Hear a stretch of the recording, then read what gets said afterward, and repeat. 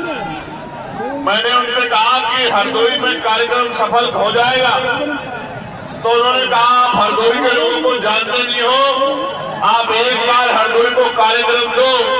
अब तक आपने बड़ी बड़ी कोठियों वाले, बड़ी बड़ी गाड़ियों वाले, बड़े बड़े बंगलों वाले देखे हैं।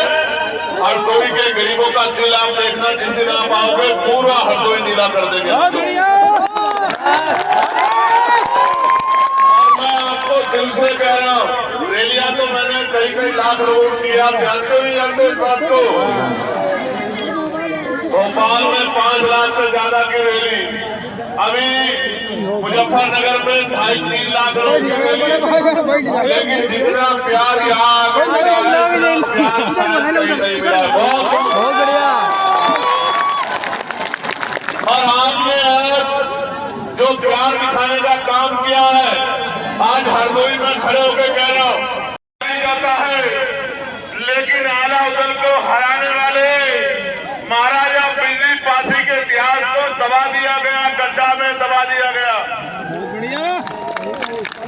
अवध क्षेत्र में सामंतवादी ताकतों को समाप्त कर सामाजिक न्याय के संकल्प को मजबूत करने वाले, भाईचारा को बढ़ाने वाले 103 दिनों तक लगातार गांजा युद्ध में की भूमि में डटे रहे और विजय प्राप्त की, और राजा जयचंद की 5 गुना सेना को अपने पराक्रम से धूल छटा देने वाले महाराजा बिजली पासी जी को आज हम लोग नमन करते हैं उनकी जयंती के अवसर पर।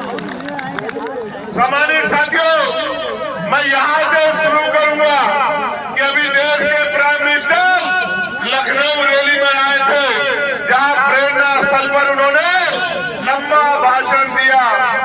प्रेरणा स्थल पर खड़े होके और महाराजा बिजली पासी का नाम 10 बार लेने का काम किया अपने भाषण में। कितनी बार? 10 बार लेने का काम किया। लेकिन आपको शायद ये नहीं पता है कि जो प्रेरणा स्थल बनाया उसमें महाराजा बिजली पासी की अगर एक शानदार मूर्ति भी लगा देते तो हमारे दिल में भी ठंडक पड़ जाती। अगर माउलादेव पासी की मूर्ति लगा देते, मदारी पासी की मूर्ति लगा देते, किसानों के मसीहा कहे जाने वाले, किसानों की आवाज बनने वाले उन हमारे महापुरुषों की मूर्तियां लगा देते तो शायद हमें ठंडक पड़ जाती।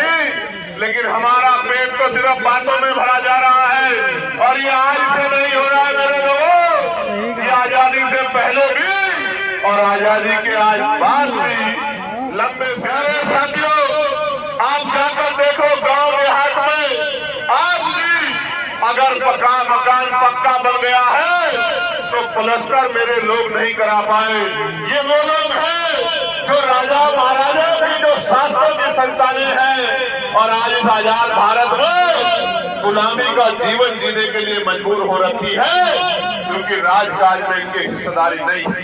प्यारे साथियों, जब 12वीं शताब्दी में आपका झंडा डंडा इतना बुलंद था, तो आज आपके देश में राजकाज जाने के बाद कुल जाति के शिकार इस देश में हो रहे हो।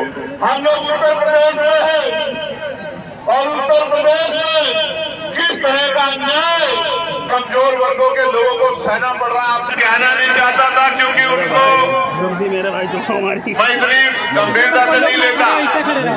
लेकिन मैं कहना चाहता हूं कि लोकतंत्र है, अगर मेरे एक कार्यकर्ता की तरफ बात उठी तो इस बार हरदोई पैदल आऊंगा, मेरी बात को याद रखना। बड़े बिल्डिंग वाले जो सत्ता के साथ बदल जाते हैं उन नेताजी के कान में बता देना, मुकाबला टिकाऊ लोगों से नहीं, मुकाबला टिकाऊ लोगों से है। ये बात उनको बता देना जरूर। पार्टी भीम आर्मी के संघर्ष को मजबूत करने के लिए इकट्ठा हुए, और सबसे पहले मैं बात करूंगा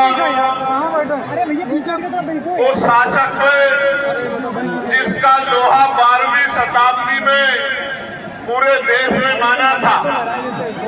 बिजली जैसी तेजी से जो दुश्मन पर हमला करते थे, पलक झपकते ही स्थान बदल लिया करते थे।